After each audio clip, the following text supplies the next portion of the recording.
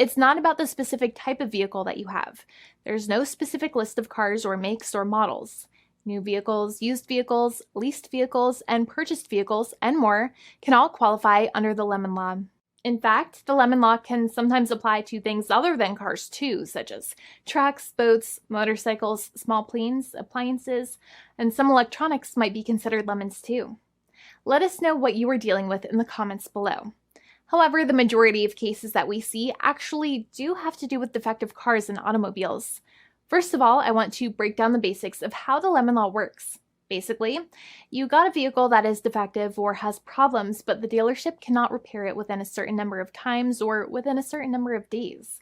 If that's the case, then it might qualify as a lemon based on the state you live in. Pretty much every state of the 50 states of America has a lemon law. Unfortunately, sometimes automobile manufacturers don't focus on the safety of the vehicle and instead focus on the safety of their own cash pocketbooks and net profits. For that reason, if your car is a defective lemon, you should really know about your legal rights. So in the following, I am going to tell you all about what you can get or win when you win a lemon law case.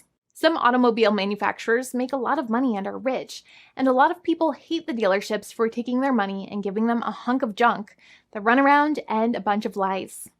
But sadly enough, the lemon law is not designed to make you rich, and it is not intended to make you wealthy. Instead, the law is designed in a way that is supposed to put you in the position that you would have been if the vehicle had not been defective. It is supposed to make you whole. Even if you spent $60,000 or $70,000 on the car to fix up the car and spice it up, you still might not get that money back. It really depends. Even though the dealership might have lied to you, given you the runaround, and then failed to do their part. That's why it is important to give them the lemon drop down. By winning lemon law cases, consumers are really making the road a safer place for all drivers and pedestrians by making automobile manufacturers care more about consumer safety. Now, what you get when you win a lemon law case usually comes down to one of three possible options or remedies. Option 1 is that they might provide you with a replacement vehicle. Option 2 is that they might offer you a refund or what is called a lemon law buyback. Options 3, I will discuss option 3 a little later on in this video, and it is an important option you should know about as well with some real lemon juice. So let's start with the first remedy. Option 1 is that they can provide you with a replacement vehicle, which means you can basically trade your car in for a different vehicle, but there are some important things you should know about this option. The replacement vehicle should be a vehicle of similar value. The replacement vehicle should usually also be a vehicle from the same manufacturer with similar MSRP cost. It's crazy that many times, even though you really don't like dealing with that dealership, you might have to get a second car from the same manufacturer, even though they have lied to you and given you the runaround or given you a hard time. But there is another option with this as well, because year after year, the cost of vehicles might go up and the new vehicle might cost more. That price jump can make it difficult to get a car with the same MSRP price. Even though your car was a lemon, you might still have to pay that extra cost for the new and now more expensive vehicle. Thankfully, there is option 2, which allows you to get a refund through a lemon law buyback. But one of the problems with a buyback is that sometimes you might have to have a trade-in vehicle, and you might have still been required to pay more money on that trade-in vehicle. And when you got your new car, the dealership might have rolled over the amount you still were supposed to pay on your previous vehicle into the calculation of your new vehicle. In other words, you might have been upside down on the finances of your new vehicle. So sometimes you need to pay for that difference in order to get out of the car. And a lot of people find it extremely weird that they have to pay money in order to get out of the defective vehicle. But many times that's how it works. Now, in a lemon law buyback, if you get a lemon law buyback, you usually get back what you paid. You may have bought the vehicle in a one lump sum all at once, or you more than likely had a finance or lease plan. What you usually get back is the money that you actually paid. Your hard-earned money that actually left your pocket and went straight into the pockets of the manufacturers. So think about it for a second and try to calculate about how much you paid. Think about the down payment and also add up all of the monthly payments that you have made for your car so far. It can add up to a lot of hard-earned money. In some cases, it can add up to $30,000 or more. but every case is different. Even though they accept that their vehicle is a lemon, many times the manufacturers still try to pinch pennies and also nickel and dime their customers.